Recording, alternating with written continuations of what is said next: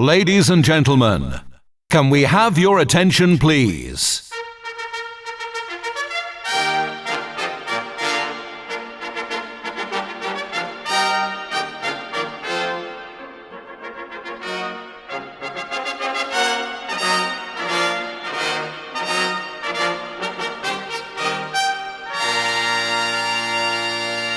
Can we have your attention, please?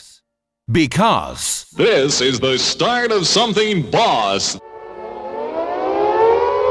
Stand by for Ron O'Quinn. Let's go back to March 1945. World War II was nearing an end. In the United Kingdom, a Mrs. Day... Sorry, Ron, it's Mrs. Thomas. Mrs. Thomas. A Mrs. Day was ready for whatever child she would soon give birth to. Little did she know that the cute little wiggly thing born March 29th would someday become the skinny as a rail, not quite as cute and certainly not too wiggly Roger Twiggy Day. She would never have dreamed that at the age of 20, little Roger would become a wanted man. Radio Caroline and Radio London wanted him to just go away. But millions of people in the United Kingdom and Europe wanted to hear more of him. The Roger Day Show was boss on Swinging Radio England. This is the start of something, boss. The Roger Day Show on the much more music station, Swinging Radio England. The boss jocks, bop, bop, play more music, bow. In Swinging England, we pamper people. So won't you unwind your weekend with us? My name is Ron O'Quinn, and in early 1966, Roger applied for a job as a DJ on one of the two stations I was putting together, Swinging Radio England and Britain Radio. At that first meeting in the Park Avenue Hilton, I saw potential in this shy, totally unassuming lad. He has taken the rudimentary skills I taught him and turned them into a career. In other words, Roger Day, you have made me proud. Rock on, brother. You'll find the fun radiates around Swinging Radio England. The boss jocks, bop, bop, play more music, bow. Number 9 in the Fun 50, Sound of the Happy Hollies, getting Roger Day off to a groovy start, and that's called Stop, Stop, Stop. But don't you stop, stop, stop, gonna have groovy sounds right up until the midnight hour when it's Baby Bruce Wayne. Turn hi-fi high and the lights down low, Baby Roo, we gonna go. First off, a brand new hit-bound sound on Swinging Radio England. This is your hip ship. It's Brenda Lee, and she's coming on strong. She's looking pretty gorgeous, too. Come on now, Brenda, tell us all about it. You're a darling. Coming on strong. Radio England Banner Line. This news is big news in the world now. This is Roger Day reporting Radio England Banner Lines, a feature of the Radio England Department of News and Public Affairs. The big story. London. Edward Heath today attacked the government on the economic... It was like flying Concorde, but at the end they had this classic weather jingle, and they had a countdown, 10, 9, counting down to 1. And of course you were meant to pace the weather, so it went out over this 10 down to 1. So you finished when it got to 1 and zam into the jingle. First time I read the news, I finished at 8.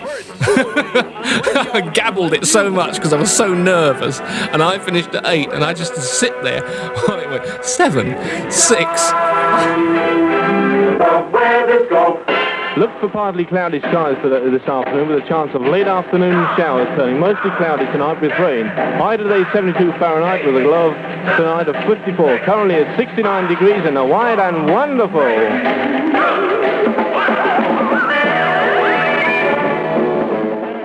Read the newspaper and sure enough there it was.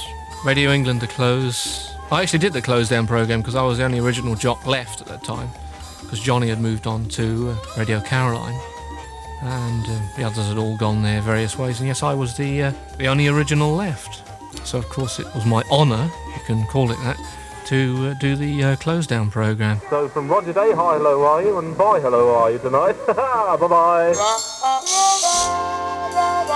A sad end to a great station, but after a short spell at the Uppercut Club, Roger was soon back on the high seas, on Radio England's neighbour, Radio Caroline South.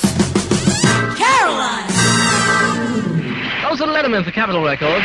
Now don't cheer, just throw money.